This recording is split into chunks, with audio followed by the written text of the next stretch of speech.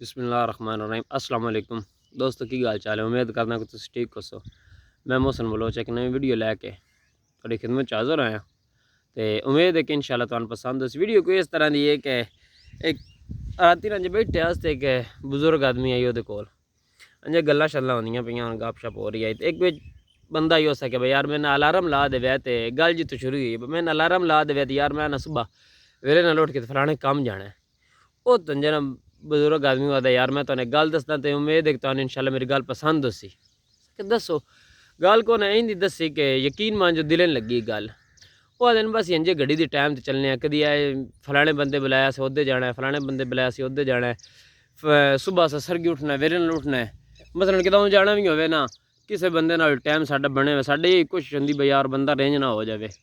اسا اس بندے کول پہنچنا ہے چلو 8 بجے اس میں بلایا تو 7:30 بجے میں پہنچا ہی پہنچا سان رب دی ذات دا کوئی نہیں ہوندا اسی یہ نہیں ویکھیا مسجد 5 ٹائم اذان ہوندی ہے اسی اس اذان نال جاویے اس چاچے گل کیتی تانوں گل دسنا شارٹ جی گل ہے بڑی یار اچھی گل کیتی میرے بڑی دل لگی ہے اس کہ بس رب دی گھڑی دے مطابق چلن لگ پئی نا ساڈی زندگی وچ آسانیاں پیدا ہو جان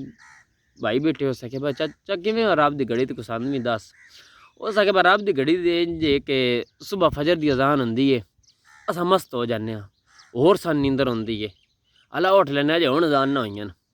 اجے نماز ہونی ہے اجے مڑدیوں چڑھنا ہے تاں ہی اساں اٹھنا ہے اسی جے اذان ہوئے اس ٹائم اٹھیے اٹھ کے نماز پڑھیے نماز پڑھ کے تھوڑے جے قرآن مجید دی تلاوت کریے کر کے جیڑا بھی کوئی اپنا کام سٹارٹ کریے شروع کریے اللہ دے رحمت بھی پاندا اللہ دی برکت ہوندی اس کام وچ انجی زور دی اذان ہوندی ہے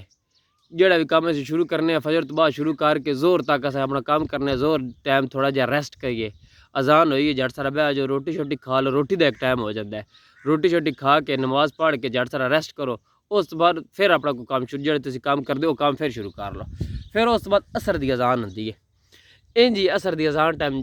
بہو نماز پڑھو نماز پڑھ کے کوئی چائے شائے پینی ہے ریسٹ کرو تھوڑی جی نماز پڑھ کے اس تو بعد تسی چھٹی دا ٹائم ہو جاتا اپنے گھرے ہل ٹور پو رب دا جیوے دا ٹائم ہے اپنے گھرے ہل ٹور پو اس تو بعد گھر تواڈے اپنے مغرب دی اذان ہو جانی ہے گھر آو جٹ سارا گھرے والا ٹائم تو مغرب دی اذان ہوندی جاندی اس ٹائم تسی اپنی نماز پڑھو مغرب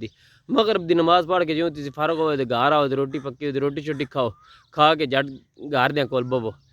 چہل قدمی کرو تھوڑا جہا ٹرو پھرو اس بعد عشاء دا ٹائم ہو جائے گا عشاء دی نماز پڑھو نماز پڑھ کے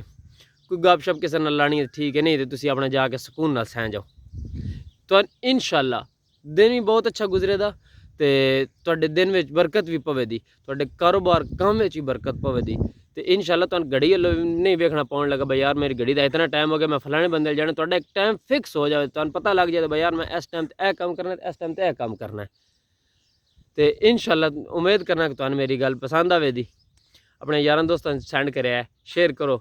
تے اچھے کمنٹس کرو انشاءاللہ پھر حاضر ہوں ایک نئی ویڈیو لے کے میں تہاڈا اپنا محسن بلوچ اللہ حافظ